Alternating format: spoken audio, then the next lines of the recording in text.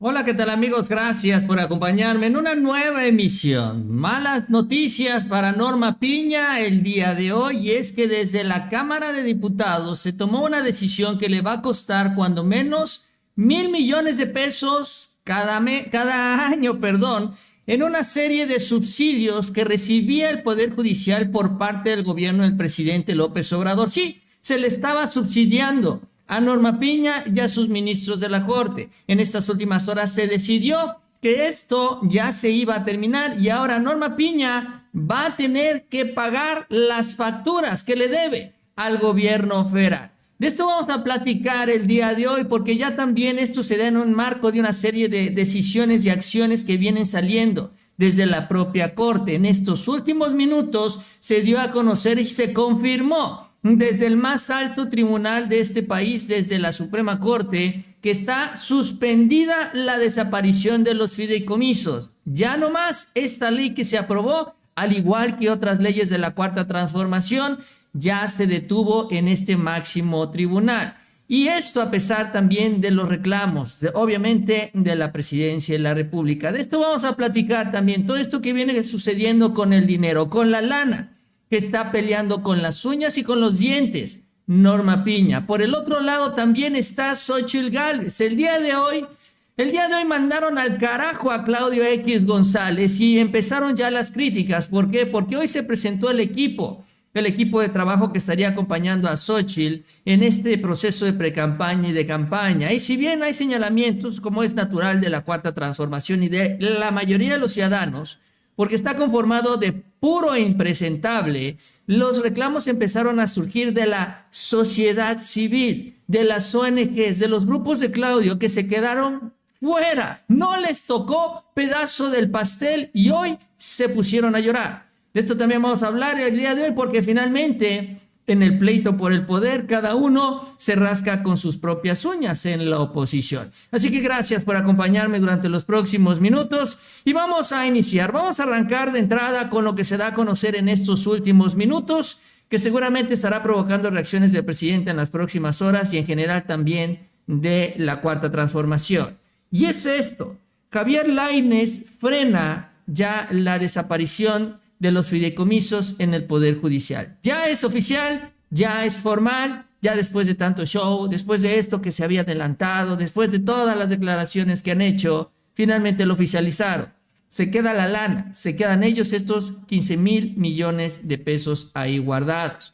Javier Lainez es el autor de todo esto y hay que decirlo, y ahorita vamos a hablar un poco más de él, porque él es el operador político para estos temas espinosos de Norma Piña.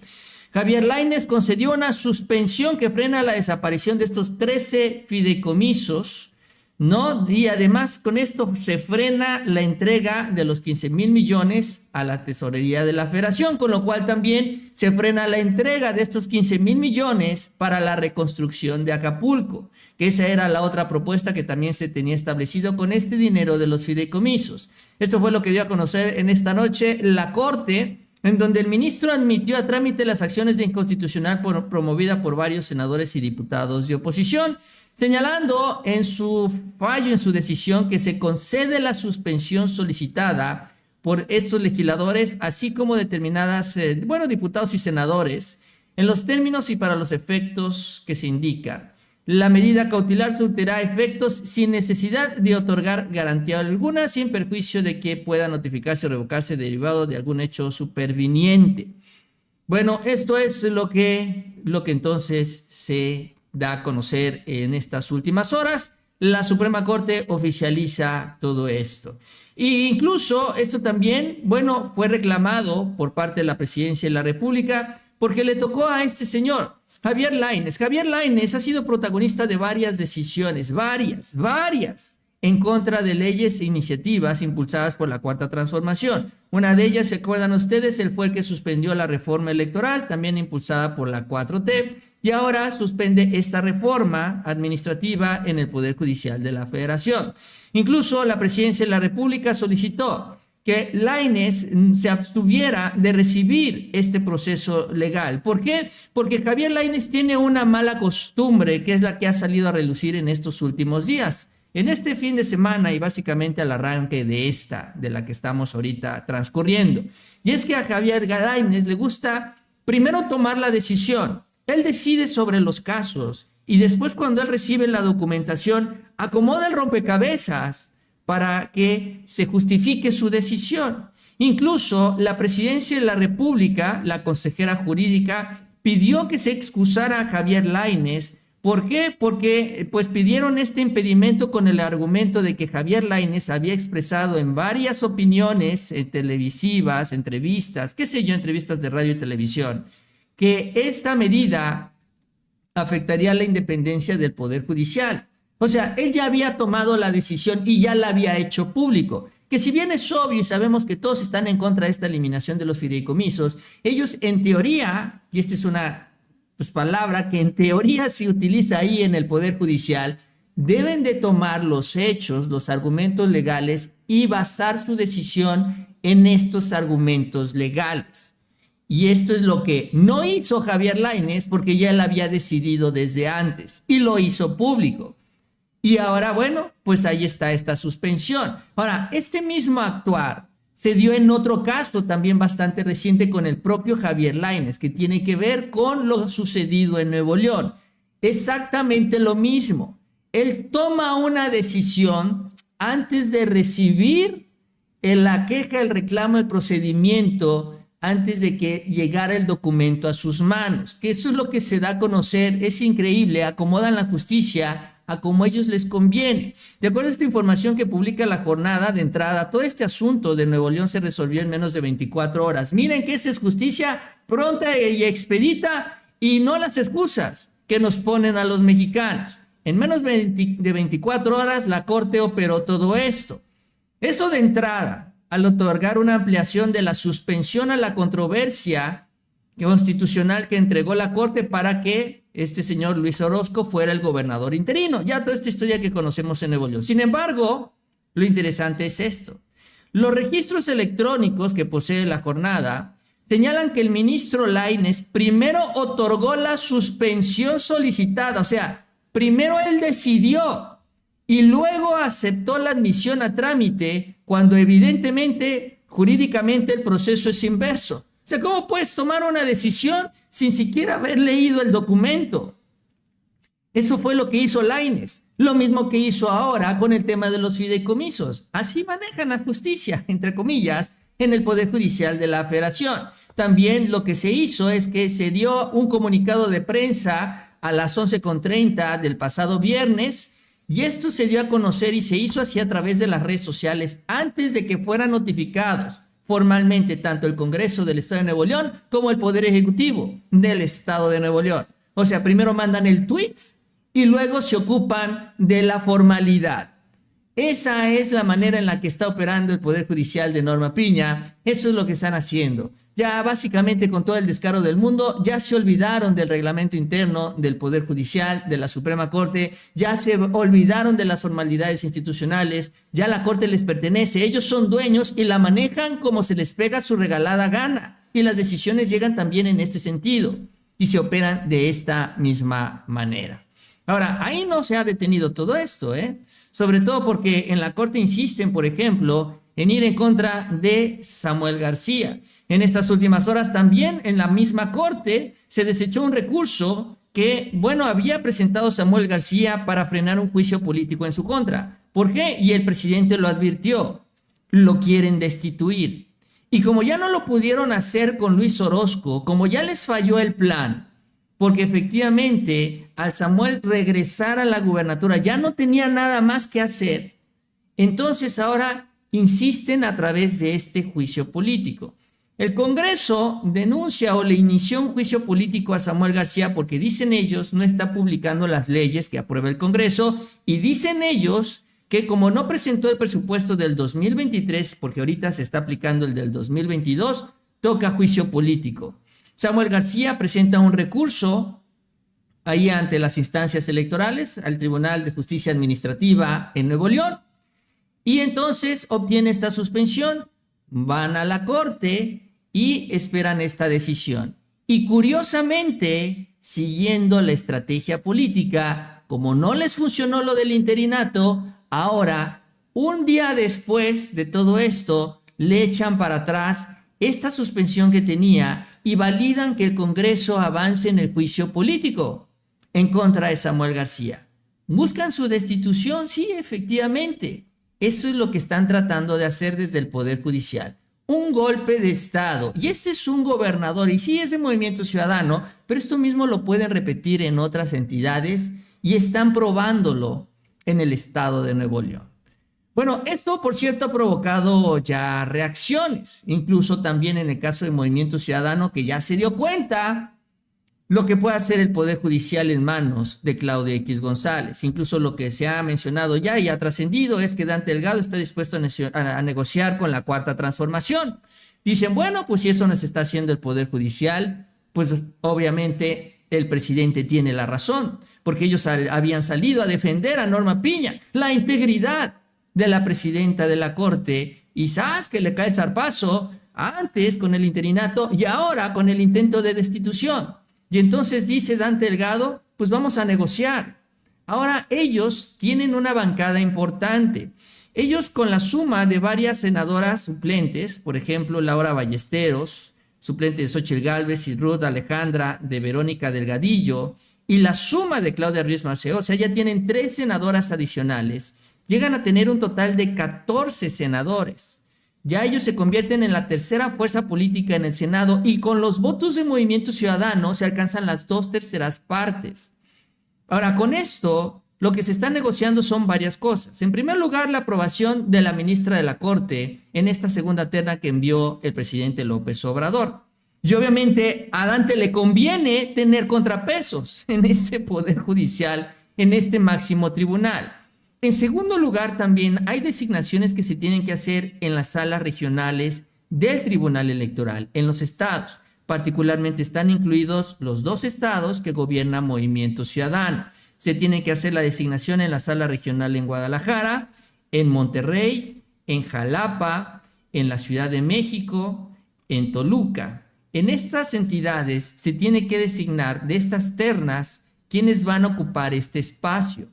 Y obviamente ahora a Movimiento Ciudadano le interesa que ellos también tengan influencia en estas decisiones y lo están negociando con la Cuarta Transformación. Miren, tanto está avanzando ya todo este asunto de las 2/3 partes que incluso ya se está hablando de la posibilidad de que se designen de una vez a los comisionados del INAI. O sea, ya se va a poder hacer también esta designación sin tener que pasar por el PRI y por el PAN, porque ya se tendrían las 2/3 partes con Movimiento Ciudadano. Y ahorita Movimiento Ciudadano está sedita. ¿Por qué? Porque ya se dieron cuenta que si no desinflan a Norma Piña, les van a quitar a su gobernador en el estado de Nuevo León. Y entonces ya están en esto, aceptando las negociaciones. Y la 4T aceptando la coyuntura. Adelante, si tú me vas a dar los votos, pues vámonos de frente y sacamos las 2/3 partes. Ahora, la Cuarta Transformación también le ha respondido, no se ha quedado quieto y ha avanzado también en esta, toda esta estrategia de ir recortando gastos, lujos, privilegios en este Poder Judicial de la Federación. Y aunque toman unas leyes, siguen saliendo otras. Y esto es lo importante. El día de hoy se modificó la ley de amparo en el Poder Judicial de la Federación. Y vamos a ver qué es lo que decide ahora el máximo tribunal. Ahora, en esta ley de amparo incluye una serie de características que tienen que ver con las notificaciones de estos amparos. Ahora, varias de estas notificaciones son enviadas por CEPOMEX y por el gobierno federal a través de estos mecanismos administrados por el gobierno federal. Solo que estaban siendo subsidiados. El Poder Judicial no pagaba absolutamente nada. Y todo eso se acabó, porque Morena y sus aliados pusieron fin a la gratuidad de este servicio postal para el Poder Judicial de la Federación. Esto es ahora lo que decide Morena. Ahora a pagar, le dicen a Norma Piña. Ahí están las facturas. Ahora tienes que pagar lo que nos debes o lo que le debes al gobierno federal, lo que le debes al Poder Ejecutivo. Incluso se habla de esto, de 6,000 millones de pesos, que sería un estimado de acuerdo a los últimos años. Diputados de Morena y aliados aprobaron con 217 votos a favor el dictamen que reforma esta ley de amparo del Poder Judicial que requiera los servicios de correos y telegrafía y que sean ellos los que asuman los costos de los envíos. O sea, es el colmo que con todo lo que está recibiendo en el Poder Judicial, de lo que venimos hablando, de los 15,000 millones, del guardadito, todavía el gobierno de México todavía los tenía que subsidiar. Es que bárbaro, es que por todos lados les echaban la mano, entre comillas, para que los jueces, ministros, magistrados tuvieran ahí ese dinero y no tuvieran la necesidad de gastarlo. El vicecoordinador Leonel Godoy, proponente de la iniciativa, afirmó que esto busca mejorar los ingresos tanto de Cepomex como la Financiera del Bienestar, que pues básicamente es la que se encarga también de difundir todas estas notificaciones. Cuando se estableció la gratuidad de estos servicios, dice, el Poder Judicial tenía el 0.5% del presupuesto y tiene el 1.01%, más de 4 veces ha aumentado. Y creemos que esta iniciativa, que se convirtió en dictamen, que fue votado por la mayoría, ayudará a estas empresas estratégicas de nuestro país. Lo que se tiene estimado es que entre 2006 y 2023 Cepomex dejó de recibir 310 millones de pesos, que es una cantidad significativa, pero bueno, la más importante es la de Finabien, que sería Telégrafos de México. Entre 2002 y 2022 dejó de recibir 7,600 millones de pesos. Y el estimado que se tiene de los gastos anuales que ahora tendrá que hacer el Poder Judicial, que era el subsidio que hacía el gobierno federal, es de aproximadamente 1,000 millones de pesos cada año. Ahora tendrán que desembolsar esta cantidad de 1,000 millones para poder seguir haciendo esto, las notificaciones en el marco de la ley de amparo.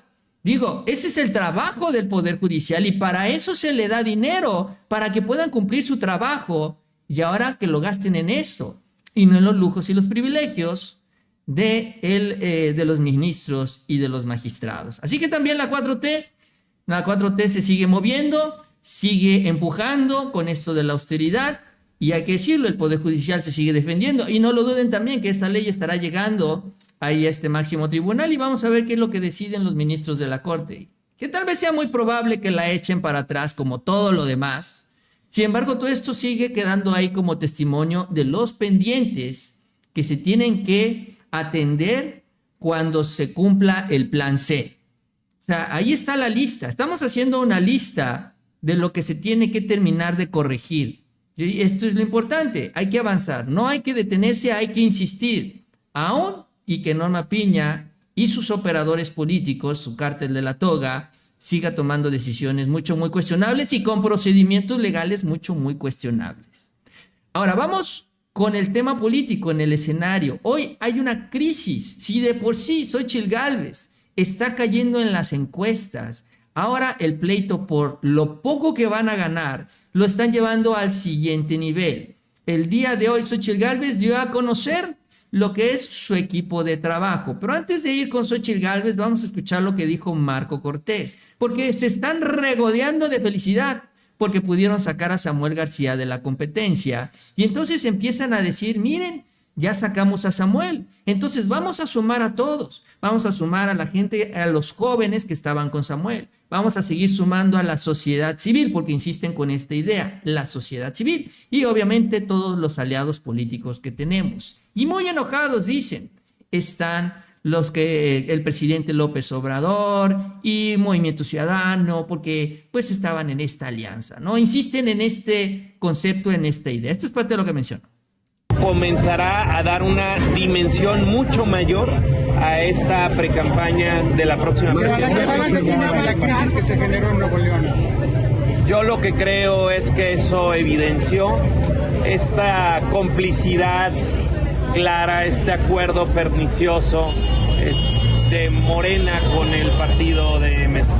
¿Esta situación no abre una ventana de oportunidad para que ustedes agarren esos votos y puedan ser más competitivos? Sin lugar a dudas, nosotros terminaremos ganando el voto de los indecisos, de los amlopentidos, de los decepcionados, y aquí está el enorme reto que tenemos con Xóchitl.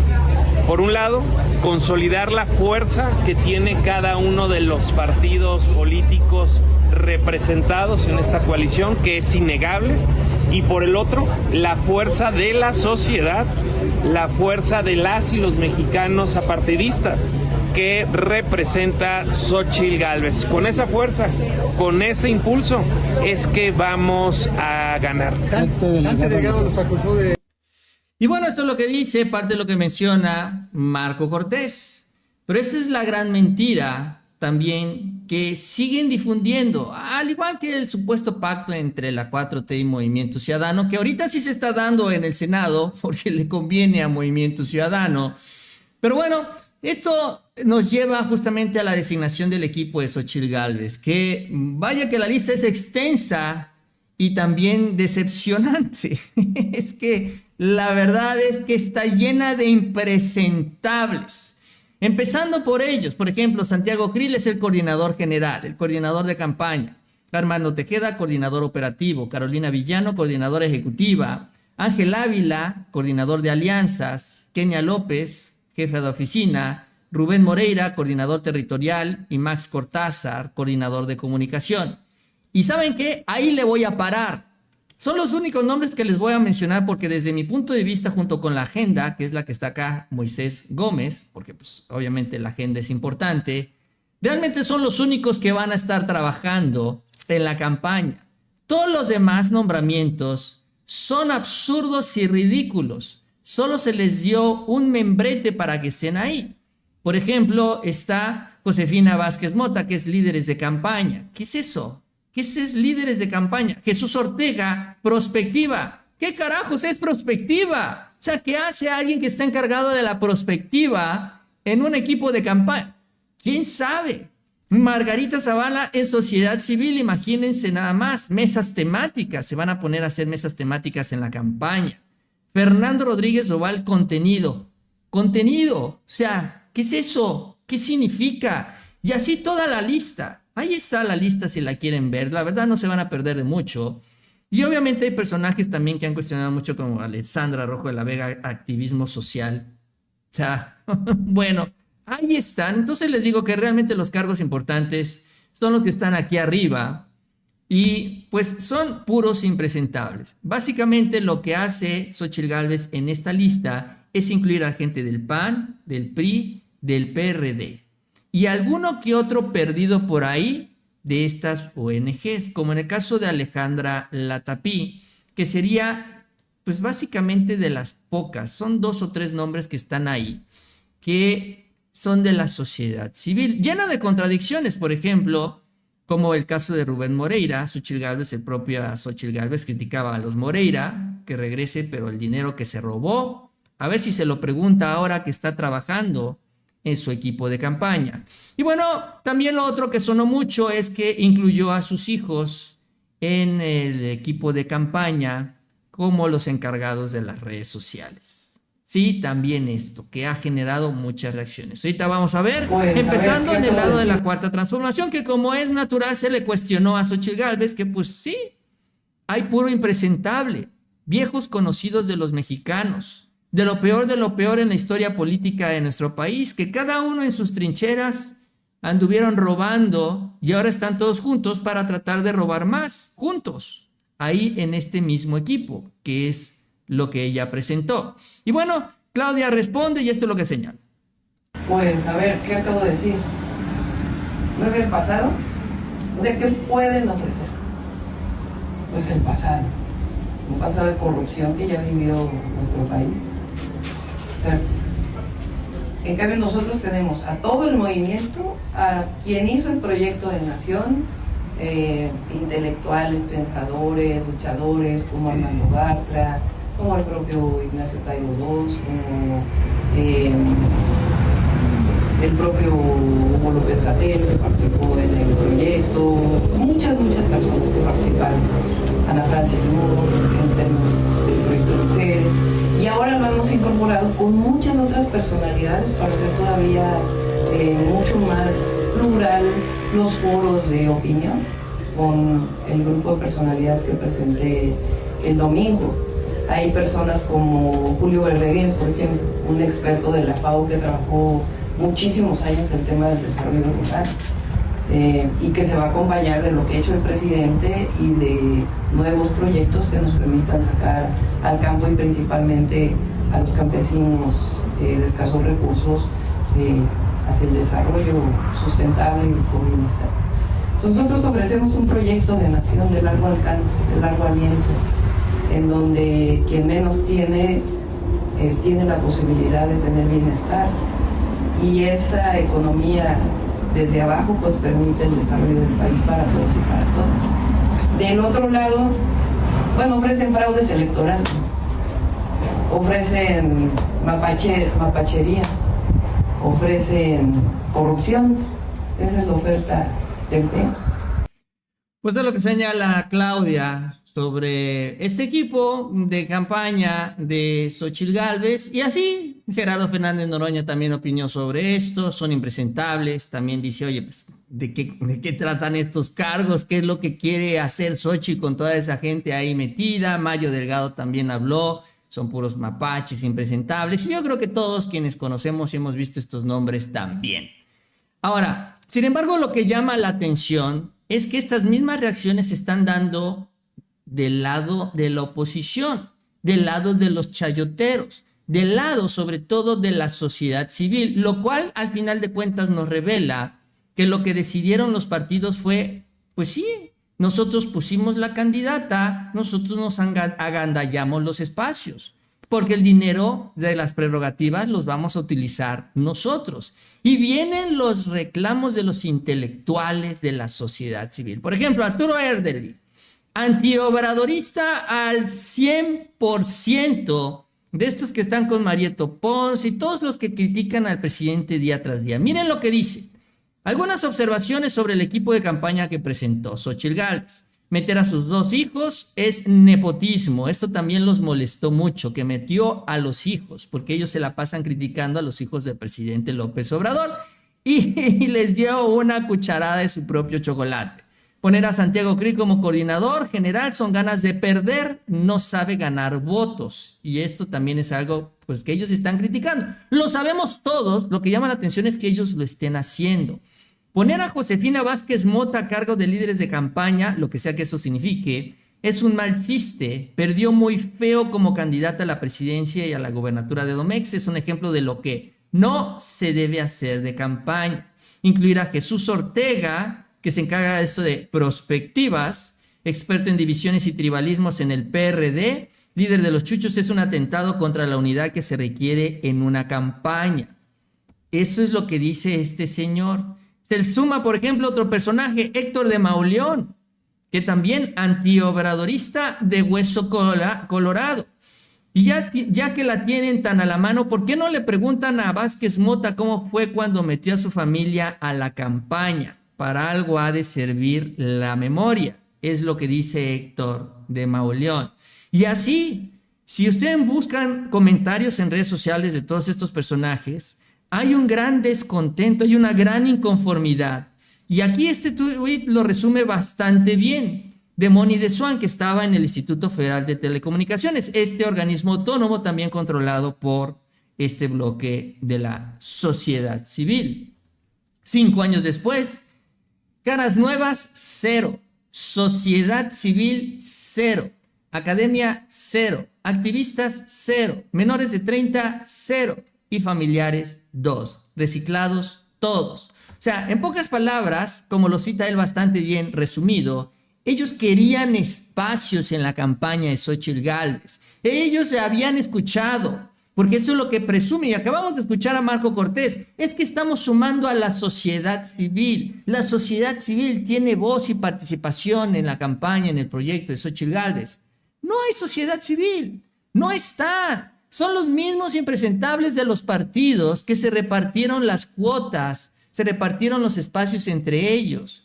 Básicamente eligieron a Claudia X González, sí, tú pusiste a la candidata, pero nosotros vamos a poner todo lo demás, porque todo lo demás es de nosotros, porque todo lo demás lo vamos a capitalizar nosotros. Y lo mismo va a ser en las candidaturas, Tampoco crean, y eso ya también ha generado inconformidad, que van a permitir que gente de la sociedad civil ocupe espacios para diputaciones y senadurías. No, todo se va para ellos. Incluso Alberto Anaya va a ser ya senador pluri, está primero en la lista, ya está listo con sus maletas listas para regresar a nuestro país con todo y su fuero.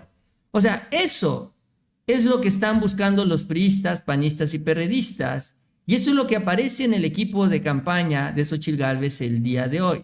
Nosotros somos los dueños, somos los mandamases. Y la sociedad civil, al final de cuentas, que además es una gran mentira, esta sociedad de Claudia X González, terminó quedándose fuera. Le hicieron el fuchi, la dejaron a un lado.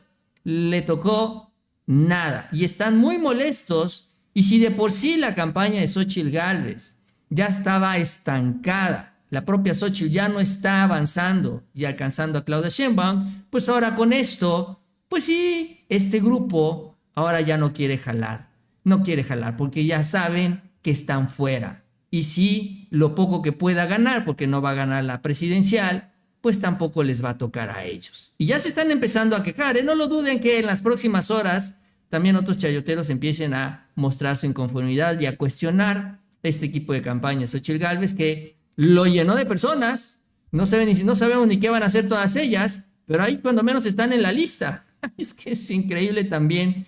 La idea era incluir a todos los grupos políticos de los partidos. Y eso fue lo que hizo y por eso la lista está tan extensa, está tan grande. Y bueno, ahí están las reacciones. Bien amigos, yo con esto termino. Les agradezco que me hayan acompañado en este espacio, en esta transmisión. Espero les haya gustado el video. Si fue así, les invito a que se suscriban. Gracias a Bruno Nape por tu chat y gracias también a Luis Márquez. Saludos, Mau dice, gracias también Luis por tu chat. Y gracias a todos ustedes por acompañarme en esta emisión nuevamente. Si les gustó el video, les invito a que se suscriban. Les agradezco estas manitas para arriba y nos vemos a la próxima con mucha más información.